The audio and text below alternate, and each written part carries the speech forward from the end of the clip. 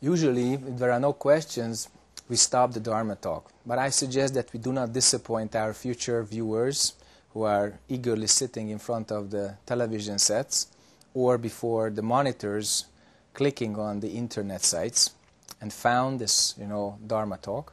So just for them, if you're interested in something, you can ask.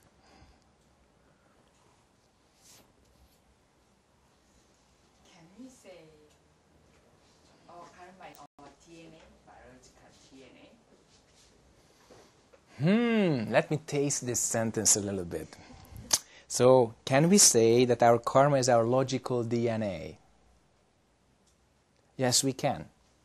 But does it help us? Does it help us? We just rephrased human ignorance in one way or another. And sometimes the intellect needs some refreshment. Sometimes we really need another way of saying the same old thing again. Okay? That's why we have many kinds of clothing. I mean, the body is not so interesting, but the way you dress it up, I mean, that can be changing day to day, moment to moment. Okay? So, yeah, sometimes it's good to phrase it or rephrase it. But it's the same old thing. Okay? Our mind makes. It's true. Our thinking makes our body, and our logical DNA, our karma, creates the physical DNA. And that's how mutations can occur. You suddenly change your way of thinking, your DNA also changes. It has been proven. But I'm not a scientist here, and I'm not an authority on science here. Do your research yourself. But what's clear, that your mind creates your body. So, if your mind has a lot of sickness, then your body will also have a lot of sickness. If you constantly exhaust your mind energy, your body energy will also be exhausted. If you do not have a healthy balance system, a kind of internal, emotional and cognitive gyroscope that shows your imbalance and brings you back to the middle way, your body will also be out of balance. And sometimes hot, sometimes cold, sometimes over-energetic, sometimes overly tired. And when it goes into clinical case, then it's manic depression. Sometimes maniac, sometimes depressed. So that comes from a mind which is out of balance. Yeah. Our karma creates our DNA. Our thinking creates our body. And of course, it goes through the filtering effect of our emotions. Emotions are really interesting. They're hardwired in our hormone and endocrine system. And your emotional setup determines your immune system also. Go ahead. There's no spiritual energy or DNA? Spiritual energy? Or DNA? You would like to clone it, right? So smart, Bosani, wonderful. But it wouldn't work. Spiritual energy means not depending on body, not depending on life and death. And this original energy never moves. Very important. So let me point out how the system works, and through the system you will understand the higher meaning. Because what you asked in terms of spiritual energy is a very good question. So, when we are born with some remnants of our past karma, and we bring some individual energy to this world. You can see when children or babies, they start to walk, they become toddlers, and sometimes they have a lot of energy and they walk around all the time, and they are crawling and rearranging your dining room and everything. If you let them do that, they have a lot of won-gi, original energy.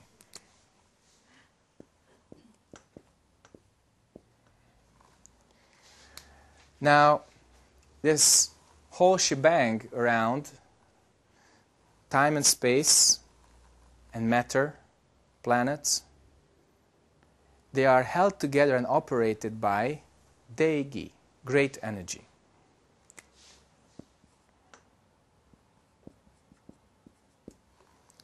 At this point, this Dei-gi is seen by science as 4 distinct interactions: the strong, the weak, the electromagnetic, and gravitic. These interactions operate in Deigi. So when we have the unified theory, some people are working on it really hard to understand in a unified way how time and space and matter operate. Then this 1, 2, 3, 4, like I said, weak is between atoms, strong is within atoms. I'm simplifying so that we don't run into physics too much. 3 is electromagnetic, lights and everything and your phone. And 4 is gravitic, between masses, okay? So this Deigi is what holds this whole thing together. And if any of these parameters were not in the way they are now, the universe would not exist. Physicists, they counted that even 0.01% change in gravity would make this universe either fall apart or totally collapse. So these forces, they are really tuned, they are fine-tuned, and even a millionth of degree or any kind of change would basically alter everything. So then the question is, what binds us to this? And it's called Konggi. Empty energy, which is your breath. It's coming and going through your breath. So it's the burning process of our mind, the oxidization burning process of our mind, of our bodies, that actually maintain the relationship between Wongi and Deigi. Now, what is the real barrier? This is the connection, but what is the barrier between us and the world? And if you listen carefully on the previous occasions, you know that the barrier here is the firewall of thinking. That's why you feel that the world and you are separate. Okay? Now, if you focus on your breath and you direct your mind before thinking in whatever way, with your hwadu, with your mantra, with whatever, then your thinking disappears because your mind is not attached to it and goes beyond it. And instead of attachment, there is union. So through the focus on your Konggi and before thinking mind, Wongi, Deigi, and Konggi unite. And it's called Hap-ki in Korean. Yes, Hap-ki. Think about the sportsman. Hap-ki, which is called unified energy. And that's why those who practice and they become one with the universe, they have a lot more energy than those who are collapsed in their own thinking, in their own emotions, in their own whatever, starting with I, the Kein, okay, the individual.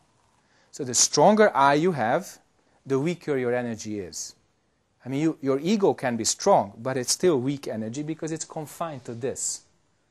Okay? And if you are kind of relaxed and you let go of your thinking, then you and this world totally become one.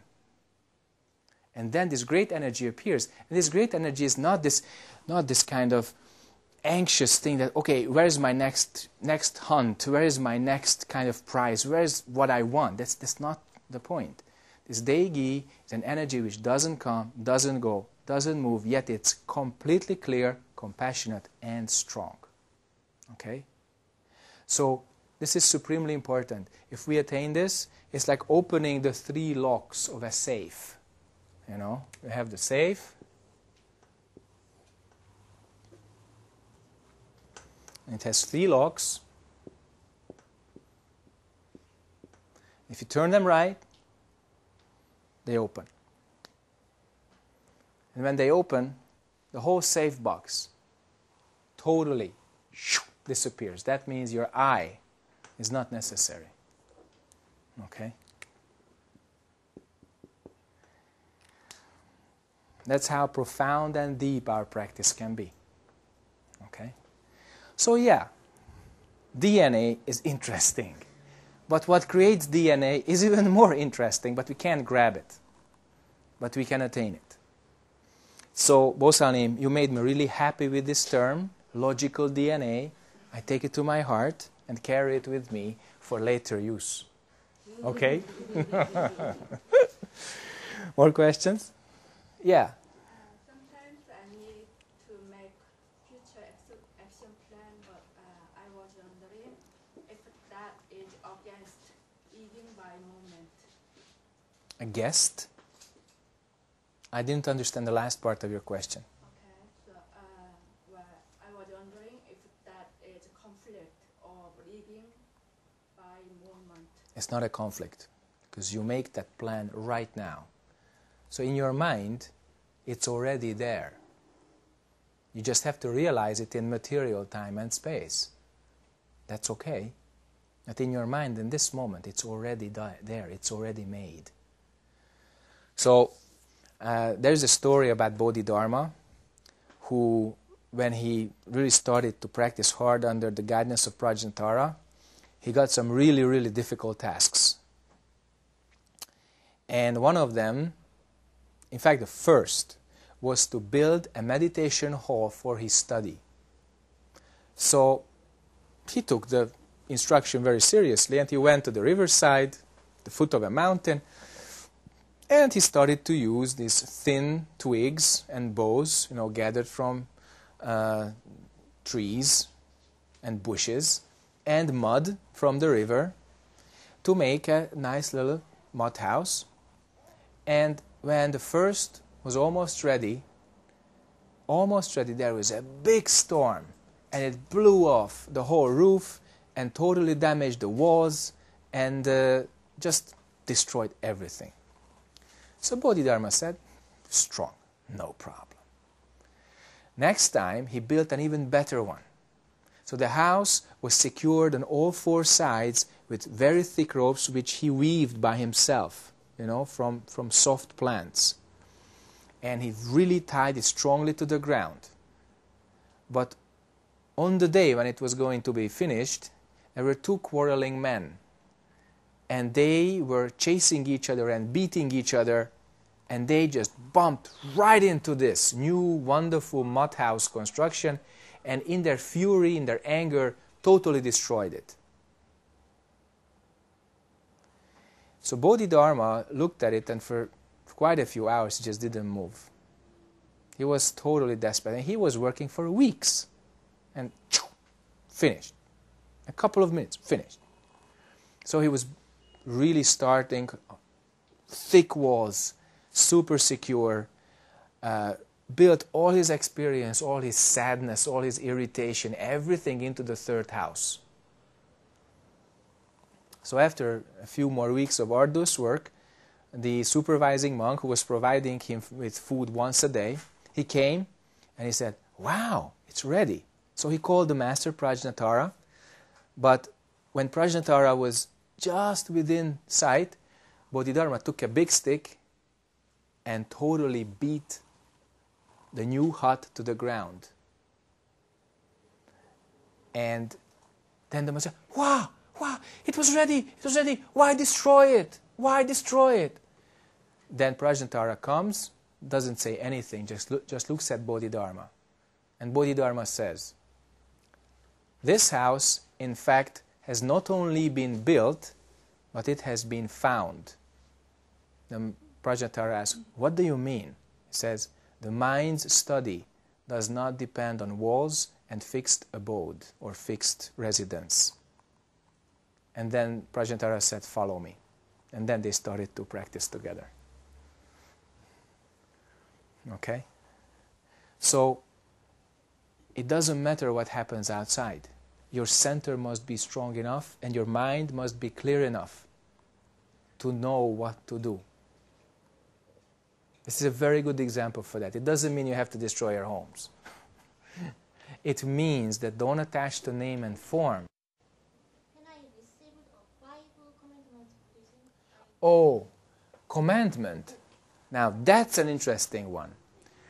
And like I appreciated our logical DNA, with the same happiness, I have to accept and correct this word commandment.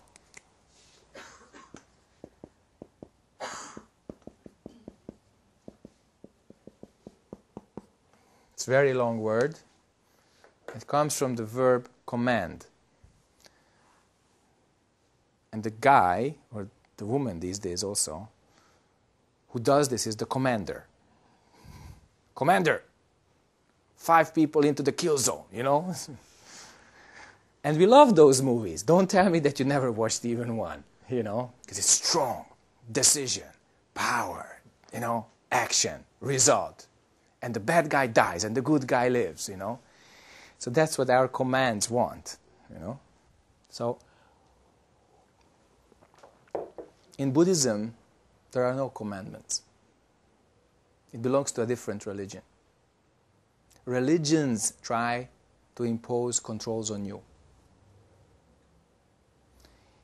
Instead, in Buddhism, we have precepts.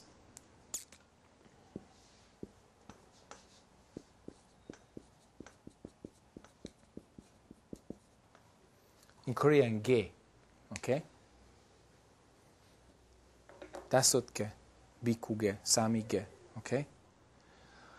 Precepts. Like your practice is voluntary, your choice of morality and ethics and way of life is also voluntary. It's based on your recognition. Nobody can or should force anybody with an adult consciousness to make a decision which they are not feeling identified with. Okay? So precepts. Commandment says, don't kill. Precept says, I vow to abstain from taking any life. There's a difference. Commandment comes from the outside. Precepts, they all come from you, from your recognition. In fact, they come from your deepest, truest self. That killing somebody is like killing yourself. Stealing from somebody is like stealing from yourself. Intoxicating yourself is like polluting the whole earth, the whole universe. Lying to yourself is the same thing as lying to someone else. And lying to someone else is the same thing as lying to yourself. Because of this recognition, or even a little bit of these recognitions, we make these vows. We take these precepts. Commandments remain external. You are commanded to do so. And that kind of approach does not deal with your recognition, what you think of as correct, what you perceive of as beneficial. Okay? So this kind of approach, yes, it commands, but what is the result? So in Buddhism, we do not have commandments, we have precepts. And we take them. And we use them. Okay? You're welcome. More questions?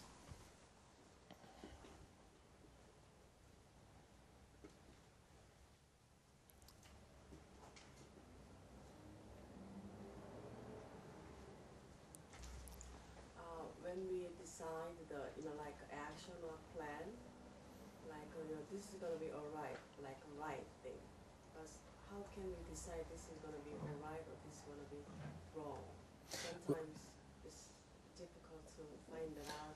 When you see somebody hungry, what do you do? Give them food. When somebody is thirsty, what do you do?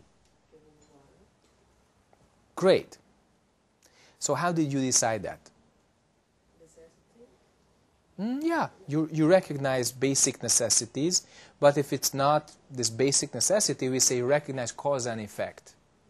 So based on cause and effect, you recognize what needs to be done to take away suffering. So it's basically the operation of the Four Noble Truths. What's the problem? What's the cause of the problem? What's the solution? And how do we solve it? It's very practical. And actually, moment to moment, these four, they operate in our consciousness. Are we all right? And if we are not all right, what's the problem? And what's the solution? And how do we accomplish that solution? Use that. Then decision making is not difficult. In fact, it's so simple that we can't even believe it, how simple that is. Very simple. Then we would have to just do it without any further thinking, without any doubts, without checking, without wanting something special, without holding on to something. But we indulge ourselves with a lot of these unnecessary thoughts, these thought cycles. Attachment, wanting, holding, checking, making something. Precepts help actually to get out of this. But where do they come from? If you're not clear enough to take the precepts, they remain commandments. They remain external. So without correctly practicing, we never attain the true meaning of precepts. It's a very important point. Okay? So simple mind, clear mind, then enough wisdom, compassion and strength, then you see what's necessary. Spontaneously, without making a process chart or an organigram all the time, we can make the right decision. Okay, so you and the situation become one. Then you see your job. You see your job. Okay? More questions?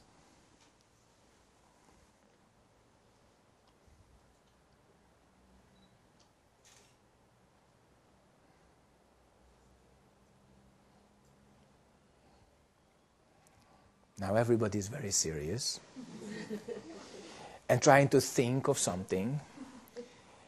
So relax a little bit, because after the Dharma talk is finished, we only eat a little kimbap and drink a little tea and no questions. Okay, think about that, because usually people come to me after and they say, "Oh, Sunim, I forgot to ask you one very important thing." Now, impossible. Impossible. So, ask right now. There you go. I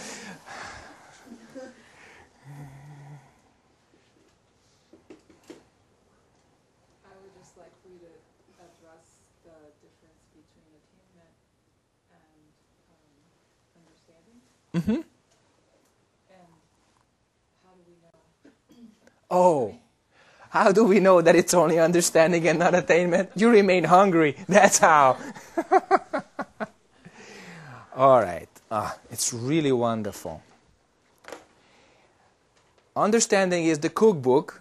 Attainment is eating.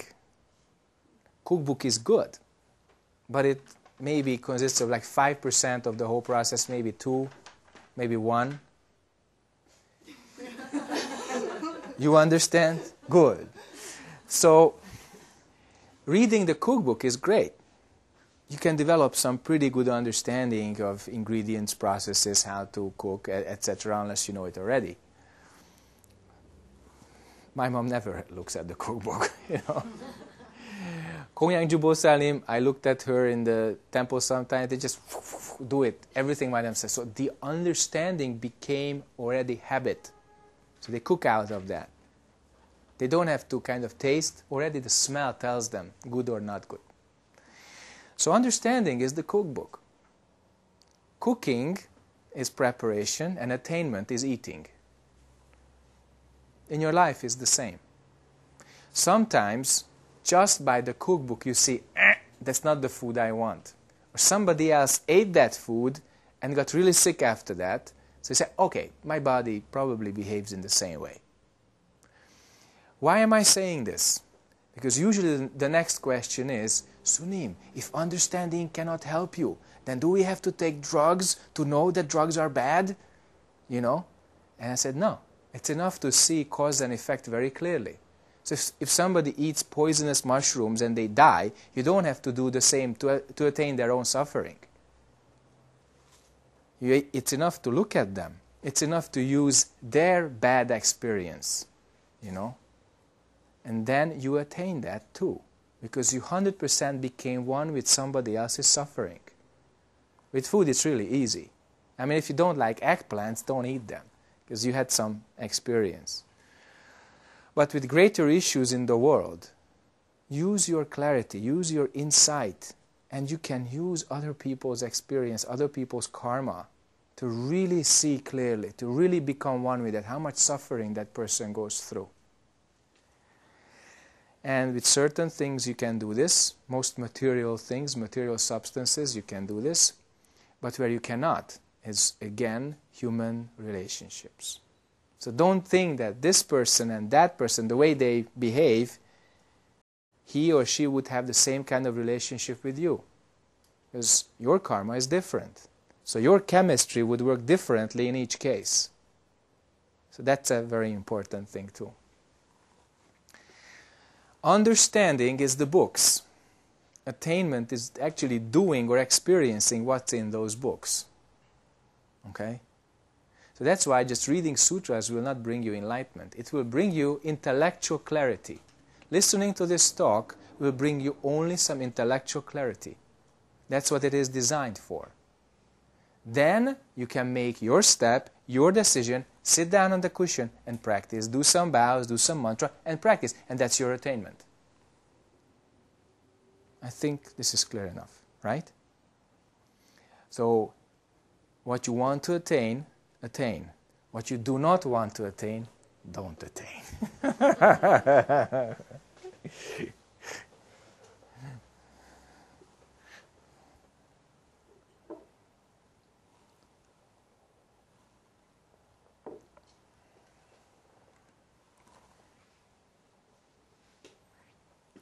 Last one or two questions.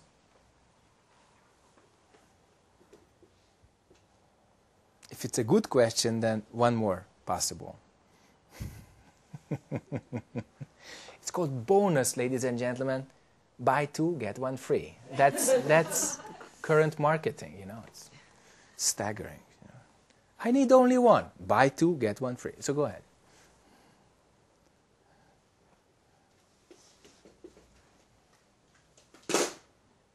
When you practice, like a chapsan, Mm-hmm. then could you tell us about some experience, that can be helpful for us Yeah. to practice? Yeah. When you practice chamson, then the sky becomes really blue and the trees become really green. And you hear sounds really clearly and you see things really clearly. Nothing special. So don't expect anything special. That expectation brings about projection, and then you think that you are special because you do chamson and you have these experiences, which comes from an expecting mind, a desire mind. So just do chamson, don't want anything, don't make anything, and then the experience of this moment will become very, very clear. And that's all there is to it. Sometimes students, they come to the teacher and they say, teacher, during meditation I saw this. I heard this. It was even coming out of the floor, you know. And I say, did it go away? Yes. So that's not what we are looking for. I say, oh, not so special? No, not special. If it's coming and going, we're not interested. Thank you. If it doesn't come and doesn't go, wonderful. That's what we want. But that has no name, no form, no thought, no feelings, no perception, no impulse, no consciousness. Anything in the five skandhas, originally empty. Okay? So, cannot attach to that. Cannot. So, meditation experience is not good, not bad. But who is going through that? Who is doing that meditation? That is the question. And if we attain that, that's the one, that's the big game that we are shooting for. Okay? The moment to moment experience becomes clear. Job, our human job becomes clear. So this was a very good question. Another one. The last one. Yes? There are many kinds of Buddhism in the world. Mm-hmm. What makes you become Zen master out of many kinds of Buddhism? Well, when you say Zen master, you probably refer to Zen master Sung San, I believe. And what makes me follow the Zen master is something which I can only say as inyon, okay? I honestly don't know. I mean, I can pinpoint certain elements that his kindness, his compassion, his strength, his clarity, the way he answered my question openly, 1991 April, first time I saw him in Budapest, and then later the next day during meditation workshop, you know, I just wanted to ask him a question. And, oh yeah, he was talking about thinking. Put down your thinking, only do it. And then, smart mind says, sir, I was sitting in first row, sir, can thinking be an action? And he was great. He answered with the Zen circle. Later on I found it. He answered with the Zen circle, but at that time he just said, there are 5 kinds of thinking. Attachment thinking, intellectual thinking, no thinking, freedom thinking, just thinking. So when you do something, just do it. I mean, I had 0 experience in Zen. I had been practicing for 6 months, less than half a year, and I didn't read anything. But what came through there is that he knows something that I don't know. And he said it with such energy that I said, wow, you know. And suddenly I really became small because he knew more than I did. And that was something really important. The Zen circle starts with 0, goes to 90, 180, 270, and then 360. So when you have total attachment thinking and your I, my, me is totally closed, you are at 0 degrees. That means you find no fault, no problem with yourself, only with the world. The world doesn't understand me. The world doesn't give me what I want. The world is bad. Okay? My master is bad. My parents are bad. My situation is bad because they don't give me what I want. So it's a very strong I. Okay? Next is 90 degrees. It's intellectual or karma thinking. It's understanding, basically. So here we understand that form is emptiness. Emptiness is form. Okay? We have an understanding of karma, that we are in close relationship with the world, and the world is in close relationship with us, and our karma affects the world, and the world's karma affects us, and we know this from the books, from our friends, etc. Still, we are not practicing because we don't think that we have to. But then another teaching comes that understanding cannot help you. Why? So that you don't get stuck at 90 degrees. Okay? Very important. Because understanding alone cannot help you. Otherwise, you remain hungry. Only attainment helps you. So then you empty out, you start to empty out the buffer zone, and less thinking, less thinking, less thinking. So far it was some intellectual realizations. Oops, I was wrong, basically. And here, oops, I need practicing. So, here, attain. 180 degrees is exactly this point. So, no form, no emptiness. No form, no emptiness. No words, no speech. No past, no present, no future. No. Like the Heart Sutra. No. Mu. Okay? Cannot be put into words, can only be experienced. But you cannot stop there. If you stop there, Buddhas, Bodhisattvas, even they cannot help you. You're attached to emptiness. Okay? So next is freedom I. Any kind of form, any kind of emptiness. You can build any kind of form, and you can bring any kind of form back to 0. How do you use that in your life? You know, originally this 270 is the area of magic and miracles. So suddenly, do we want to walk on water or move the glass, you know, just with our hands like a Jedi? You know, So, no. Here we can do something which was impossible before, which we were attached here, which we only understood here, but we attained liberation from it here. Now, how do we use this freedom? How do we use this liberation? We do our homework. We take away our leftover karma. We forgive to our enemies, for instance. We do things we haven't done before because we didn't believe that we can do that. But now we do. Now we believe that it's possible. So here everything is possible. Finishing your karma is possible. Using your liberation to help all beings is possible. So from here is, oops, I have to use it. Go here.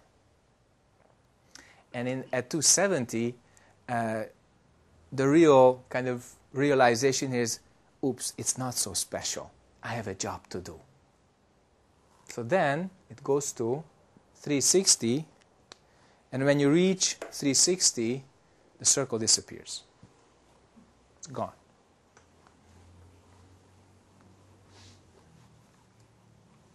What remains is just one point, the center, this moment.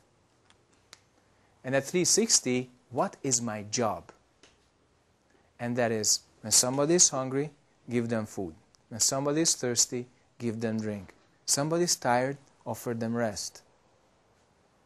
Somebody needs help, help them. So here is, what is my job?